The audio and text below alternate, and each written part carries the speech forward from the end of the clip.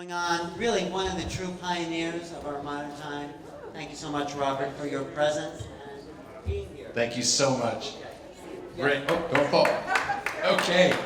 So I was going to give a talk tonight about returning to oneness. And I'm still going to talk about that.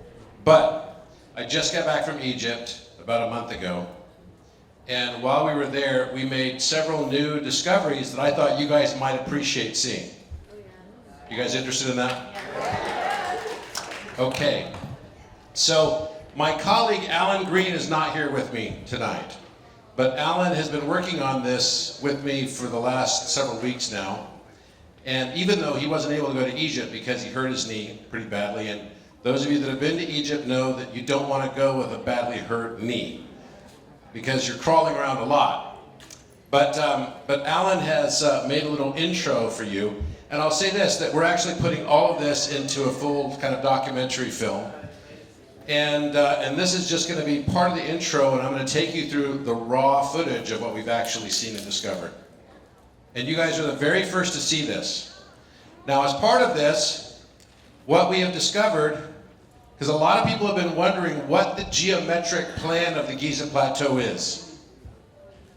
You know, we just heard about Plato. We heard about Solon. Solon went to Egypt. Pythagoras went to Egypt. We don't know exactly how long he was there for, somewhere between 22 and 30 years. Why did everyone go to Egypt? To learn, right? They all went to learn from the Egyptian mystery schools. And it's funny because they don't really credit the Egyptian mystery schools because that's why they were mysteries. They're not supposed to have been credited. That's kind of the whole point. But during that time, there was something really, really interesting that everyone was doing in ancient Greece that was involved in mathematics and philosophy. Because mathematics didn't actually mean the study of quantity or the science of quantity. Does anyone know what mathematics meant until Aristotle as a word? It meant the language of all learning. It was the seat of all learning. So when we say the word philomath, like my book, how many of you have philomath? Quite a few, okay. Philomath just means lover of learning. It doesn't mean lover of the study of quantity. It means a lover of learning. So what they had to do in that time was to figure out 3 impossible problems. And this is what was taught in the Egyptian mystery schools. Who knows what the impossible geometric problems were? That represented the merger of masculine and feminine energies. And if you could master these things, you could get hemisynchrony in your brain. Does anyone know what the 3 impossible problems were? I know Adam knows, but squaring the circle. What's the second one? Doubling the cube. Doubling the cube. And what was the third? Living forever. Well, maybe if you did all 3, you might be able to do that. But the third is to trisect an angle of arbitrary size. How could you trisect an angle? How could you double a cube? And how can you square a circle? And squaring the circle represents the square being the masculine energy, the circle being the feminine. So how could you make a square and a circle without any measurement? And all 3 of these had to be solved with no measurements whatsoever. So imagine all you could use is a compass and a straight edge with no lines on it. So the straight edge actually had to have no lines, not a ruler, just a straight edge. And from that, construct a circle and square. There could be one of 2 ways to do it. One would be the perimeter equals the circumference. No measurements. You can measure after you've done it, but you can't measure it while you're doing it. And then secondly, the area would match. Oh, there we go. Uh-oh. Oh, they're back. We're back. So, what we found is that there is a geometric plan for the Giza Plateau that requires no measurements. The entire plan. What I'm going to share with you today is how each of the 3 pyramids were constructed and why we believe in what they represent why were they put the way they were, and what the proportions of the pyramids were, all three on the Giza Plateau. Each can be constructed with no measurement whatsoever. It's based on first principle geometry. Okay, so this is not an easy task. And it's not only looking at the Giza Plateau proportionality, looking from the ground level at the three pyramids, Khufu, Khafre, and Menkaure, but actually looking at it also from the sky. So here we go.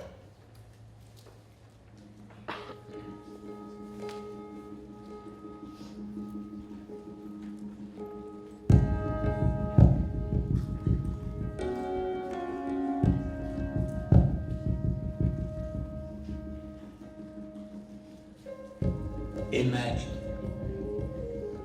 the ultimate singularity, the divine spark of creation. It duplicates itself infinitely according to immutable laws of mathematics, electromagnetism, gravity, musical harmony, sound, light, and geometry. It ever whispers to us through symbols, and the eternal building blocks of perfect measure, prime numbers. It hides its timeless mystery within every flower of every life that blossoms from the blueprint known as Archangel Metatron's cube. This sacred altar contains the seed of all possible three-dimensional patterns in creation. It must, therefore, hold the key to the greatest architectural accomplishment known to man, the pyramids of Giza. Polymath Robert Grant has discovered that key using only non-dimensional geometric compass and straight-edge methods. The measurements you'll see in this series were corroborated independently and as a consequence of the pure geometric constructions. Musician and cryptographic analyst Alan Green has solved Renaissance codes that confirm these hermetic secrets were deliberately hidden within the works of Shakespeare to preserve their purity through the Dark Age, for future discovery when the world will be ready to comprehend. That time is now.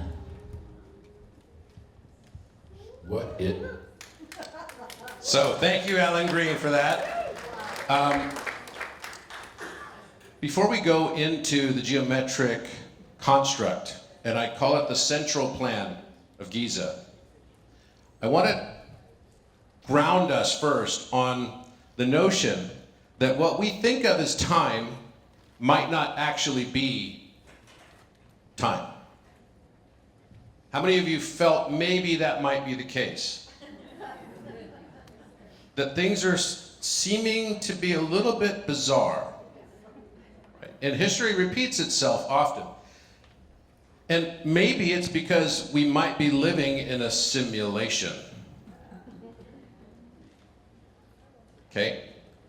So, one of the things that I found early on was that the speed of light was directly related to the placement of the Great Pyramid. Now, a lot of people think, oh, that's not true. But actually, it is. And it's not only the speed of light that we're going to find out on this. Just watch this video. The relationship between the speed of light, time, 1 over pi, and the Great Pyramid's geocoordinates? Well, let's start with the speed of light, 299,792,458 meters per second. Now take that, enter it into Google Earth as 29.9792458 degrees north, and then put your longitude at 31.1342 degrees east, which also has its own specific meaning, which I'll get to in just a moment. Now hit enter. Google Earth will make a conversion of that decimal value into sexagesimal base 60 math. And once you hit enter, it's going to take you to the exact location of the coordinate. And one of those coordinates was the exact precise number of the speed of light. longitude conversion value is 31 degrees, 8 minutes, and 3 seconds. Seems familiar. Have we seen it somewhere before? That's 1 over pi exactly. So now we've got the Great Pyramid where you have 1 over pi on one axis for the longitude. You have the speed of light on the other axis for the latitude. And when you take that value for the longitude and divide it by 360 degrees, you end with a 0.0864864. And we have 86,400 seconds in 1 day. So now the other axis, longitude, is a time axis.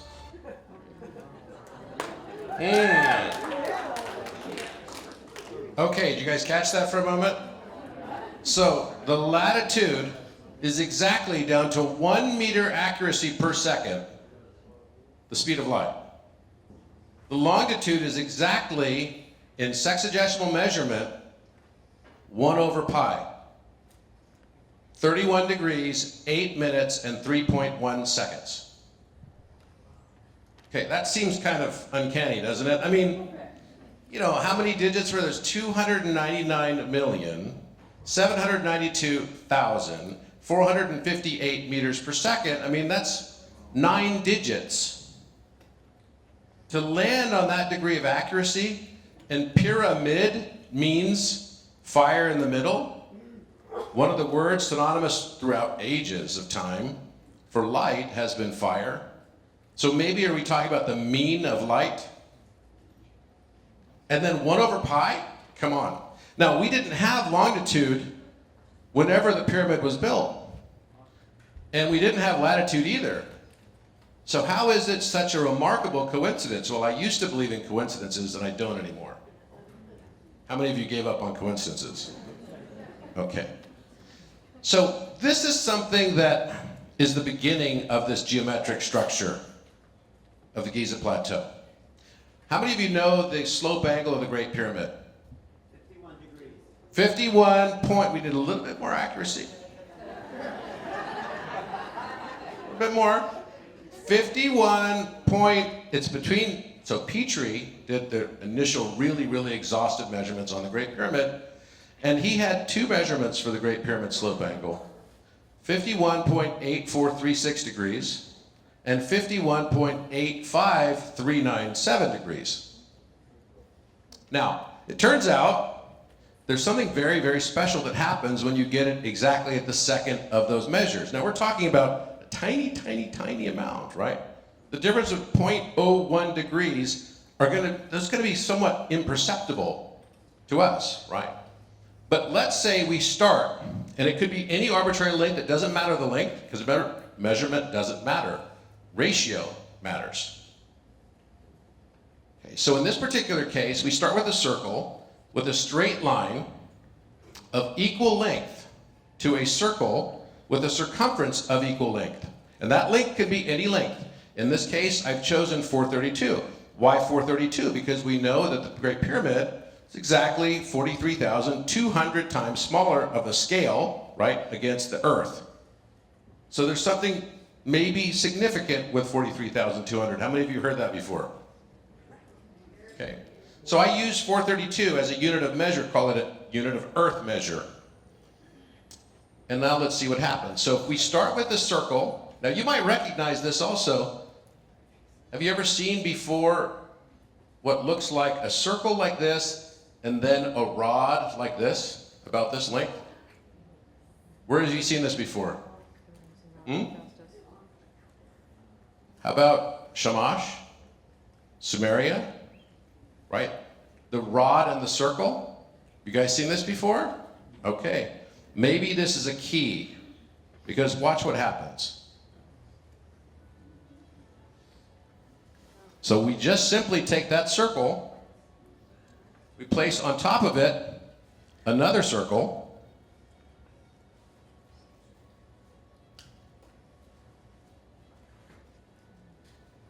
and then all you do is go to the top of that circle and then to the base, and guess what? You have the Great Pyramid.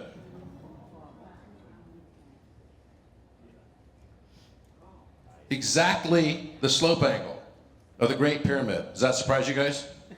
No. Shouldn't it be simple? Shouldn't it be simple? So this is, I believe, the key of Metatron. Now, we have J.J. Hurtak in the house. Where is he? Now, he wrote an amazing book called The Keys of Enoch. And I'm going to submit to you that in addition to those keys, we have musical keys. Keys of music. And that's what the pyramids are telling us, because you're going to see it here in a moment. We start with a simple circle that's the same length as the line. And then we put another circle on top of that, and then at the apex of that circle, we place a point, and we draw a line to connect to the base on both sides, and you have perfectly the Great Pyramid slope angle. Does that surprise you, Robert Schock? Dr. Schock? Not at all. Now look what happens. Because it doesn't only give us that, it also gives us more.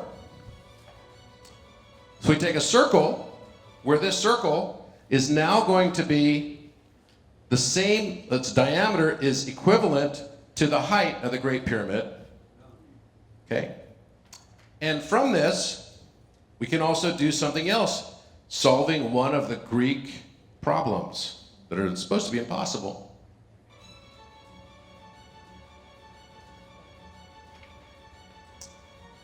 So from this, you now just take the base and you cut it into two pieces. And now you make a square from that base. And look what?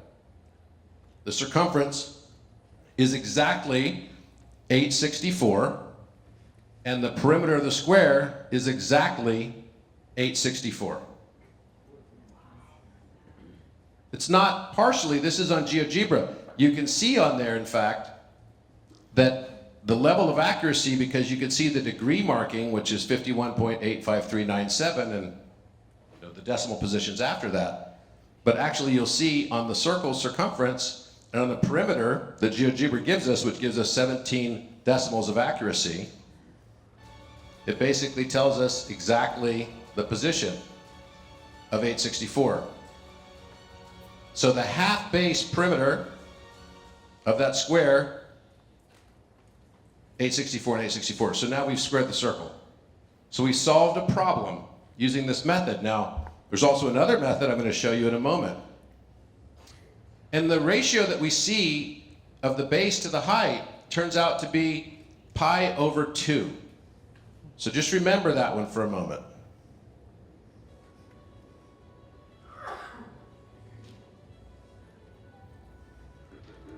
So now from this, we're going to try to solve how to draw without measurement Caffrey pyramid. So we put an X across the square to find the center of the square. Then we put a horizontal line across that. Then from there, we find where the pyramid slope intersects the square, and that becomes the center of the circle. And then we cut the square into another partition in half and find where it X is in the center.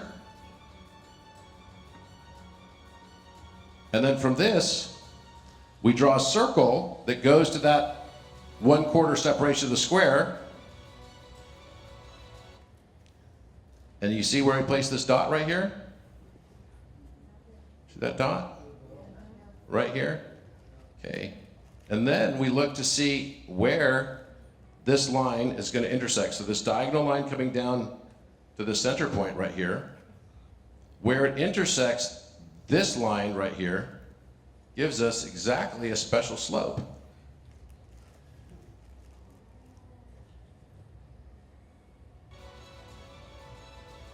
See that point right there where it intersects that line? Do it on both sides. I place dots on that point. Again, no measurements here. And now we have Caffrey pyramid,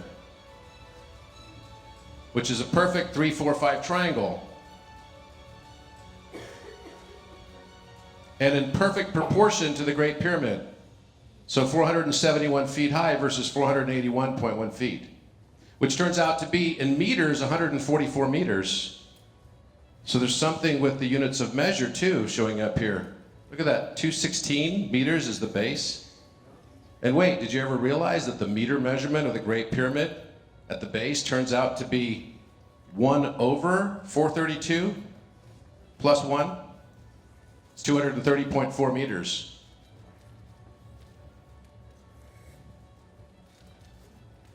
So now we have Khafre Pyramid. Let's see if we can find Menkaure.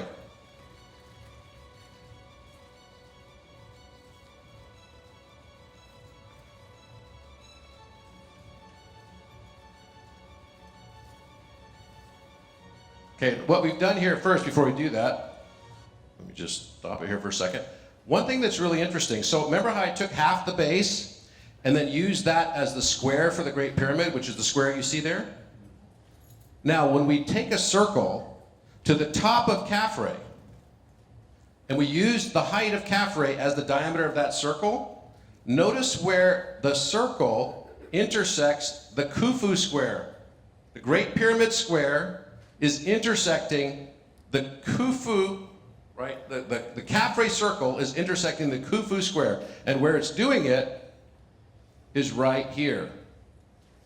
You see that? It's perfect. So there's something here about Khafre, which is a 3-4-5 triangle, which represents the divine. The Great Pyramid has this balance of masculine and feminine, which is really interesting. The circling of the square, squaring the circle. But now we're seeing that this square of Khufu, which was just half the base, which then gave us that perfect squaring of the circle, is now actually cresting and touching the Khafre circle. The circle that goes to the top of Khafre. So that seems to be something important because it's exactly accurate. Now let's see why that could be important, and maybe we'll learn something when we see what happens with Menkaure.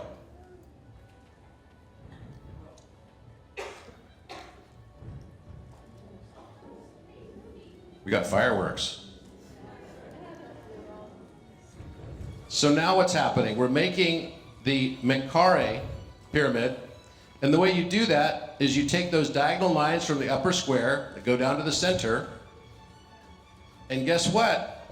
Menkaure does the exact same thing all by itself. It doesn't need to combine the Khufu square and the Khafre circle. The Menkaure square, which is half of its base, is already touching its circle perfectly. You see that? Where the red square is matching up with the red circle? And it's perfect. And the slope angle is 51.34 degrees, which is exactly the right slope angle for Menkaure. So we perfectly square the circle. We connected the Great Pyramid's half square with Khafre circle. And then when we also notice some other numbers here, which are kind of interesting. So one of the things that comes out of this, when we use 432 as the base for the Great Pyramid, then the Khafre perimeter turns out to be exactly 1,080 units at 432 measure. So 1,080 perfectly. Secondly, the perimeter of the Great Pyramid turns out to be exactly pi times 360 degrees. 1,131 becomes its perimeter. It's like the whole key is unlocking this mystery for us. But what we also see is that the relationship of Menkaure is its height to its base is 5/4. Now, how many of you are musicians in here? Musicians? Any musicians?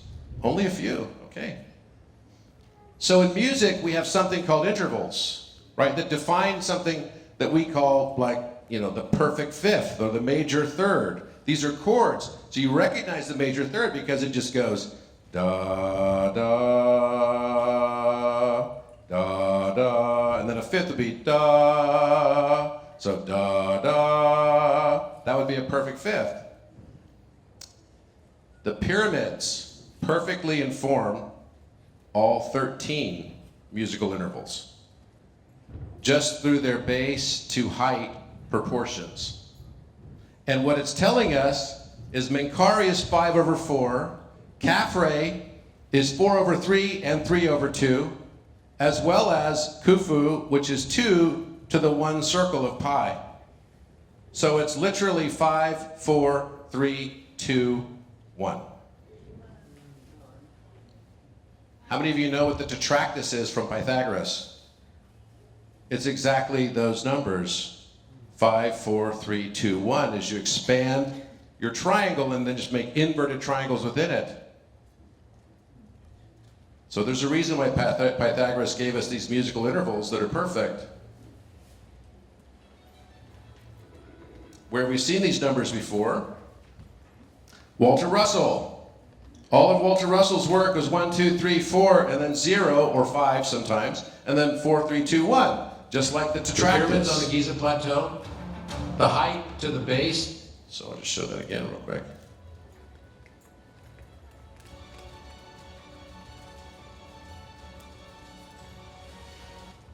So 1, 2, 3, 4, 5, 5, 4, 3, 2, 1. The thing about this is that these are exactly the measures that are used by Petrie, but never correlated before to the musical intervals. So this is the detractus, and you'll also notice I drew the tetragrammaton in it. 5, 4, 3, 2, 1.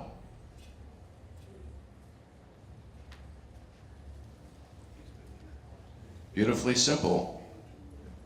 The pyramids on the Giza Plateau, the height to the base, 1/2 the base of Menkaure pyramid, the smallest pyramid, is 5/4, which is the major third. The height of the Khafre pyramid is 4/3, which is a perfect fourth. And the relationship of the Great Pyramid is the diminished fifth. The Great Pyramid is actually the imperfect or the unfinished man, unfinished mankind. All of the musical intervals, there are 13 musical intervals. Every one of them is represented perfectly in the proportional dimensions of all three pyramids. So when we look at the three pyramids on the Giza Plateau, we're looking at the architectural form representing all musical intervals. So it's the full spectrum of sound. We're literally looking at a rainbow spectrum of light. All musical intervals are perfectly represented.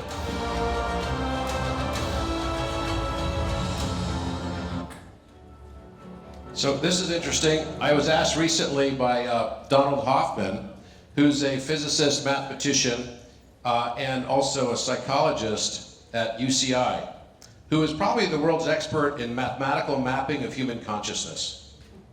So he came to my office with another mathematician from the university named Chetan Salhotra. Both had read my book, and they basically said, Robert, we would love to ask you what you think.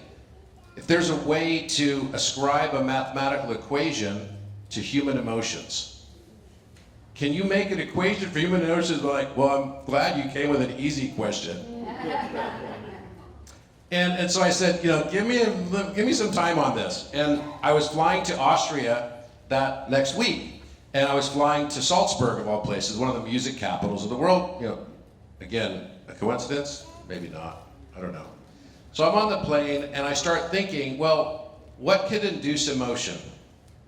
And I thought, for me, I can't speak for everybody, but somehow music has this ability to induce emotion in me. And so I started looking to see if there were any academic papers written on emotion and what happens with certain musical intervals. And guess what I found? There was quite a bit of research on this. But no one had actually tied it to the mathematical ratios themselves, even though musical intervals are mathematical ratios. And so what I found was that there are actually 13 musical intervals, but then we have within 2 octaves, 23 total, that can then be ascribed exactly to human emotions. So when there was a blinded study done, they asked people, how do you feel when you listen to the major third? And everyone said, joy and love. But now when you play in music, the major third, you could start with middle C and then go to E if you play piano. So there's just that da-da, same thing. But then if you go to its inverse, every inverse has to add up to 9. So if you have a third, then the inverse must be a sixth, right? And it must flip its polarity. It goes from major or positive charge to minor or negative charge. So that means the inverse of a major third would be a minor sixth. So the inverse of a major second would be a minor seventh. And the inverse of a minor third would be a major sixth. Right? You just learned something tonight in music. It's very simple. But what's interesting is these have to be exact mathematical ratios that are informed exactly by all three pyramids. But wait, one thing that was fascinating to me was that the minor form always was accompanied with a negative emotional state. So people would say, when I listen to the major third, I feel love and joy, but when they would hear the minor sixth, its inverse, they would say, I feel despair and heartbreak. And the only difference between the two is time. Because the notes are the same. They're actually the high C down to the middle E now. So just going from C to E, we then go E to high C, and all of a sudden the emotional state is the opposite state. Does this mean that within the experience of love is the seed of heartbreak? And it's just a function of time?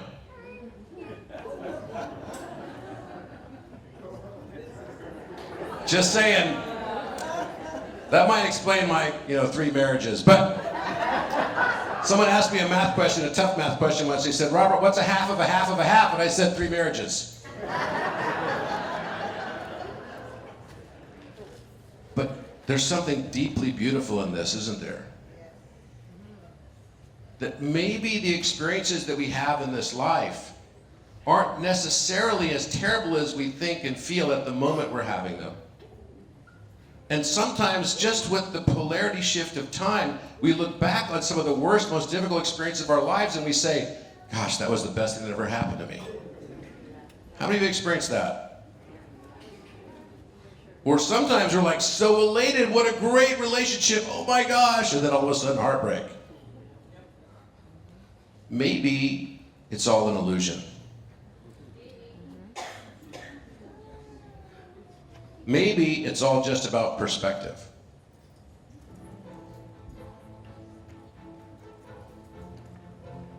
So these are how the numerical chords work, and you can now inform every note in the scale. So look at this. Now this is interesting.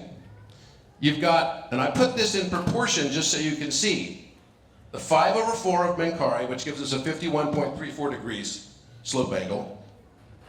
The 4/3 of the 3-4-5 triangle of Khafre, and the 2/pi of Khufu.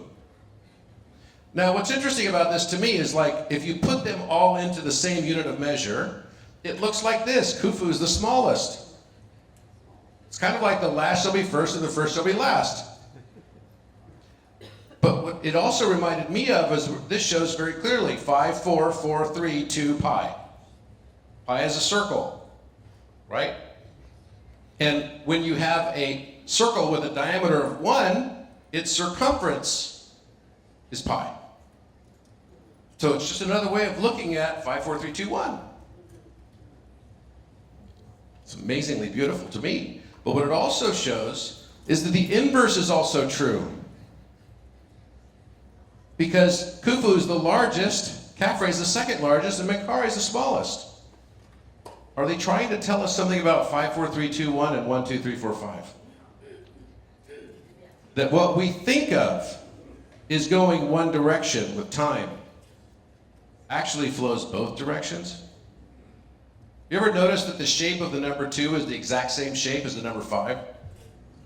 It's just upside down, backwards, opposite. Now, is that a coincidence? It's kind of funny as a coincidence because if you think about it, 1/2 is 0.5 and 1/5 is 0.2. It has mirror reflective properties, and 4 and 7 has the same phenomenon.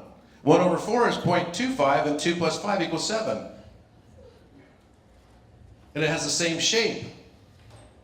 Everything has geometric resonance, but what this is telling us is that the Giza Plateau is actually the full spectrum of light and the full spectrum of sound. And maybe we should learn how to love and accept all of it. Is this resonating for you guys?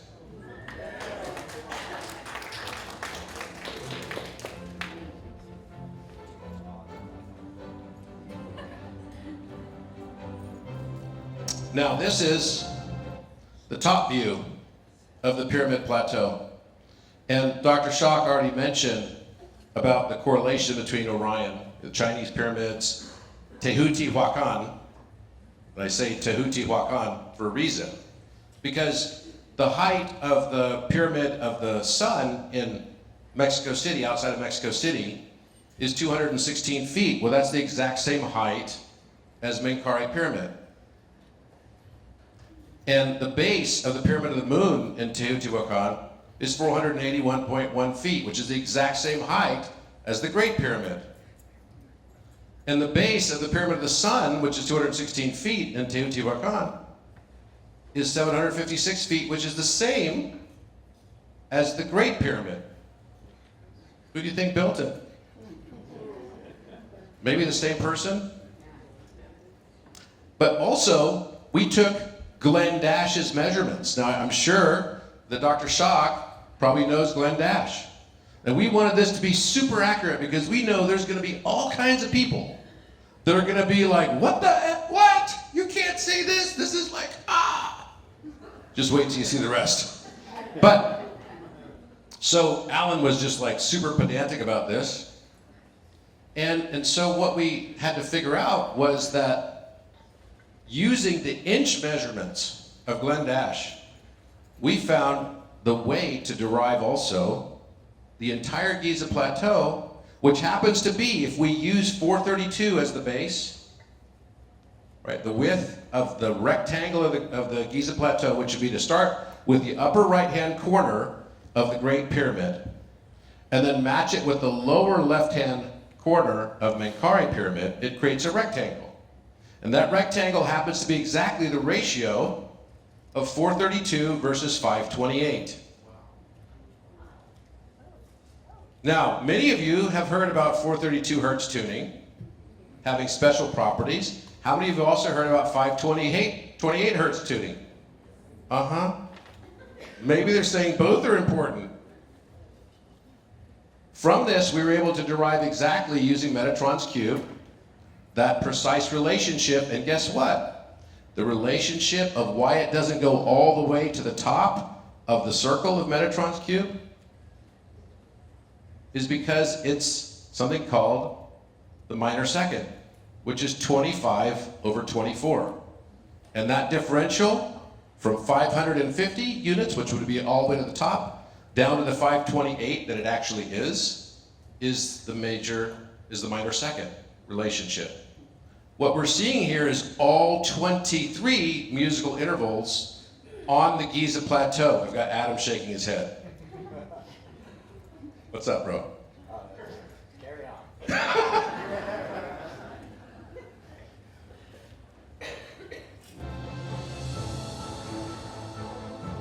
Okay, now we have the privilege of having Dr. Schock here because he was the first to write about this. In the basin, under the chevrons. Now, when I was in Egypt a month ago, the night that I had rented the pyramid, it's not on Airbnb, but you can do it. The night that I rented the pyramid for my research group, they figured out to slip a camera, because it's a UNESCO site, so it's not like they could just drill. They know there's other structures in there. They know there's other chambers in there. And you can't just drill into it. And someone had the idea to slip the camera, like an endoscopic camera, through the crevice at the peak of the in-between peak, right at that middle point here. Now, I was there with Adam and Alan Green, and we were looking for these letters right here. Now, how many of you know what Greek numbers look like? So this will be the upper left side, you can see that right here. Does anyone know what Greek numbers look like? Because they don't exist. They didn't have Greek numbers in ancient times. You know what they used? They're letters. So the notion of gematria is not such a foreign one after all. What did Hebrew have as its numbers? Was there an Arabic numeral system? No, there was not. Aleph was the number 1. Bet was the number 2. Alphabet or Aleph Bet meant bull house. Bull's house. The house of the bull is actually, whoops.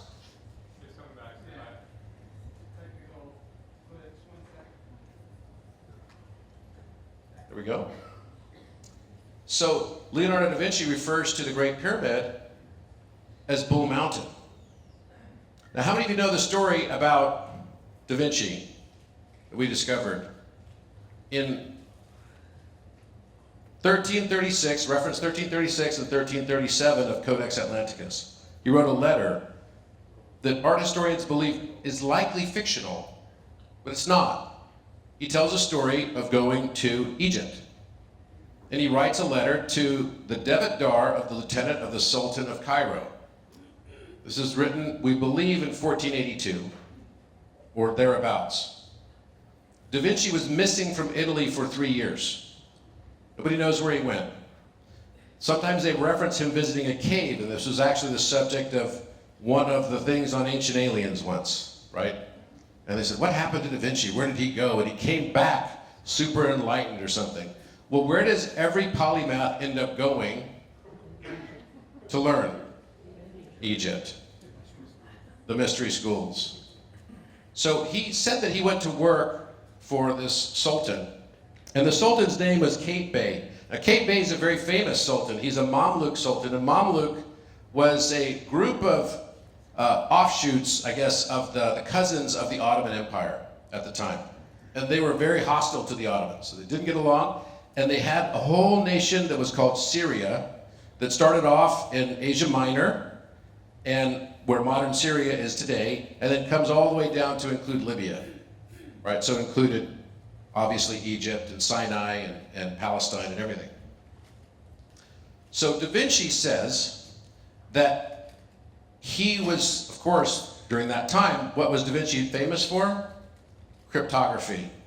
If you're sending a letter, and this was a draft letter because the real letter we don't have, so what you would do is you would write it out because it has a lot of cross-out marks on it and everything. You'd write it out first, and then you would write a nice clean copy of it and send it off. Well, this letter to the Sultan of Cairo was actually called Cairo, Babylon. So Babylon is a part of Cairo where there's a fortress that was built by Kate Bey. And this is an old town Cairo, and it's right on the Nile.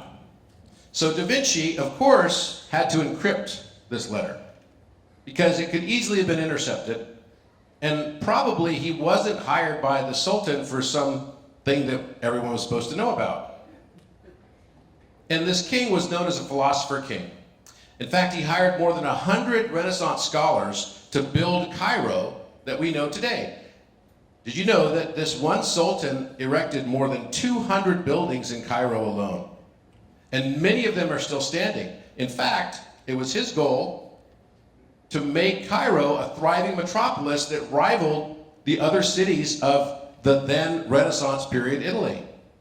So each of the buildings and everything, oh, this one came off, center there. And so the buildings that he basically had erected there looked like Tuscan castles. You're gonna get it back? So basically, he said that he was at the base of the Great Mount Taurus in these letters. The Great Mount Taurus, we believe, was a code name for the Great Mount Ras Tau, which is just Taurus backwards. Ras Taui is the original name of the Giza Plateau. It wasn't named Giza until long, long after. And he said that while he was there, and so it could lead people to believe that he was actually in Anatolia, or Turkey, looking at the Great Mount Taurus, which the greatest mountain in the Taurus mountain range in Turkey was actually Mount Ararat. I was interested in watching Dr. Schock's presentation, where he said there's this small group of people that somehow came out of that area, and it looked to be the region exactly of kind of Armenia and where Mount Ararat is, right? Maybe like a Noah's Ark type thing, who knows? But you would think that he was actually talking about Mount Ararat, but he starts talking about it in terms of it being a built structure. In fact, he refers to it as the structure of the mountain. Now, who would refer to a mountain in the context of a structure? And he goes inside the mountain and finds a cavern that he describes that he has to bend over and walk side to side, putting his hand over his eyebrow and looking up and going into this great dark cavern with fear and hope of what mysterious thing might be inside of it. So he basically goes into the Great Pyramid, into the king's chamber. Now he mentions that he was actually in a city called Kalindra. Kalindra. Now there is no city ever in the history of Turkey named Kalindra. There is a city that is called Kalindris, or Kalindris, but not Kalindra. And he said it was on the Euphrates River. Now this Kalindris is nowhere close to Mount Ararat. It's on the southern coast. It's not even close at all. So I endeavored to find this Kalindra, which actually comes from the word calendar. Calendar. Now, does anyone know where the word calendar comes from? Kali, dragon. Kali, dragon, the Ouroboros of time. Turns out, on my last trip to Egypt, we found a reference to a town, a bustling city, on the Nile River, not the Euphrates, called Calendar. And it's in the exact same town as Babylon today. It's a place called Maadi. And it's the place where the Holy Family went, both when Jesus was first born, to escape Herod's execution order, and secondly, right before Jesus and his triumphal return back to Jerusalem, riding a donkey. They went to Maadi. Now, Maadi means calendar appointment. Now, what's also interesting about it is that there's one Coptic chapel in Maadi. And guess what it's called? It's the Chapel of St. George of the Dragons. We just discovered this literally last trip. Now the color seems to be a bit off, but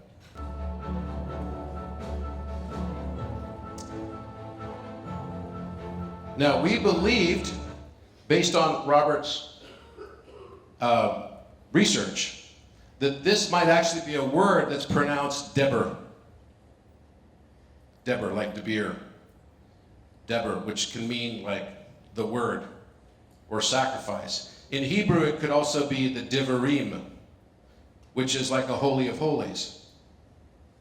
But also I asked the question because they don't have numbers in the day. Maybe we're looking at some form of gematria. Because when you look back through etymological sort of analysis of the Roman use of the letter V for the number 5, and then you can find a minus sign. Now it's also interesting, to the left side in the circle with green is an equal sign. So you have potentially 5 minus 1. Now in physics, their numbers have polarity.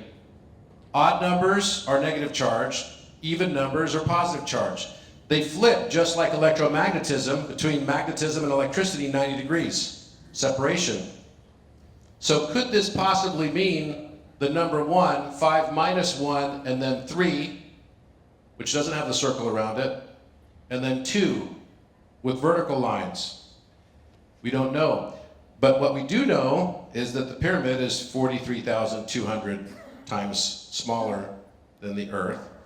We do know that these references of 432 at the base as well are all references to the Pythagorean tetractys, which probably shouldn't be called Pythagorean at all. Maybe it's just Metatronic. You see that? The alpha represents the Apis bull. I believe that these letters are not Greek letters. They're from a much older culture that was somehow passed down. On the Arcturian ship Athena, there's a Alpha Chi Omega as a logo on the side of it that's been written about several times. We've now found and confirmed Alpha Chi Omegas beneath hieroglyphics and on the side of hieroglyphics on 37 sarcophagi in Egypt. In the similar way as we're looking at here. They're just hidden. So all 24 of the sarcophagi at the Serapeum have Alpha Chi Omega on them. A little bit, no, not down, just bring it down. And we also found an Alpha Chi Omega on the sarcophagus Right here. in the Caffre.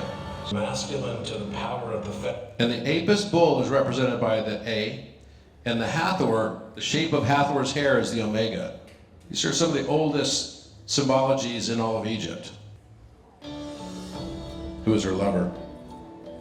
This is written on the wall right here. You see a T, H, O, T, H, and then 1, 2, 6. Again, these walls were scrubbed, but this is actually, you can see this, there's an X over the T right here too. I believe Da Vinci left that there.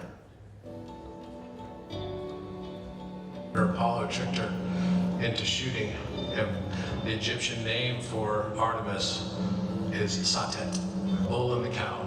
Here's the bull. This is on the north wall. There's a bull right here, the Apis bull, and it's got what looks like a diamond shape over it and then an inverted diamond here as well. Cow represents the earth. And look what that matches.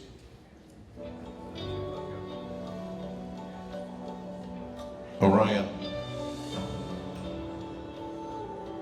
You notice how it's etched from the side here? You see the etching? It's like etched into the wall. There's straight lines right here and then another one coming down right here.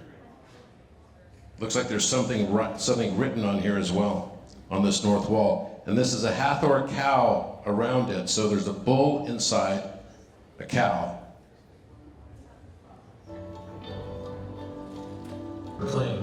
We also discovered. And on the right wall of the Last Supper, in the exact same spot, you can see the horns right here of a cow, and the snout, the two nostrils, an eye, the ridge of its back, and then it says written right here, Alpha Q W, right in the wall, and then a bull, a small bull inside, and you can see the Taurus symbol right here, its eyes right here, its snout, and its horns.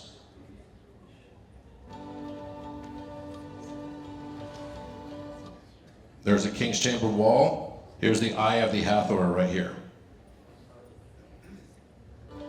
The west. This is the west wall. And before you get to the west, there's a tree that they're facing. The tree is here. Here's the trunk of the tree. Here's the root system. The root system. Here are the leaves. Coming down of this tree, which I believe is the tree of knowledge of good and evil. Here's the trunk, and here are the leaves, all along here. There are two dragons. that we can see on here. Eyes of a dragon right here. Another one here. And it's attached to the tree. Its mouth is here and here. And then it comes down along here. And then there's another dragon also attached to the tree. And these look like Chinese-style dragons with these tentacles extending off the back end of it.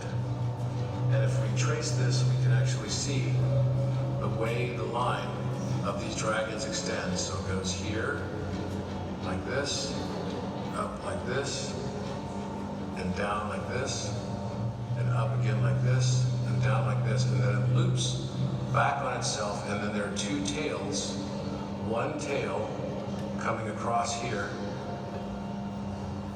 and ending here, and the other tail of the other dragon coming across here and ending here. So again, Here's one of the eyes of the dragon. Here's the other eye of the dragon. They're both attached to the tree. And then you just follow this intertwining. So this higher dragon goes like this, and it's the shape of DNA. Literally the shape of DNA. And in fact, we can see the shape of DNA actually showing up right here. Here is the double helix coming down like this, and the other double helix coming this, and they are attached by nucleotide pairs right here. You see it? It's literally a very clear representation of double-strand DNA.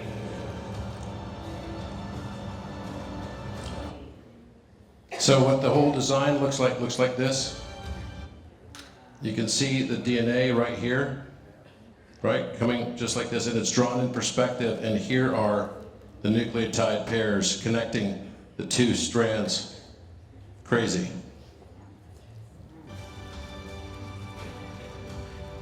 And what the whole wall looks like is this.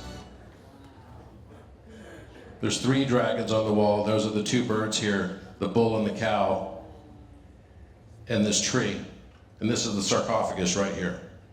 You guys are the first to see this stuff.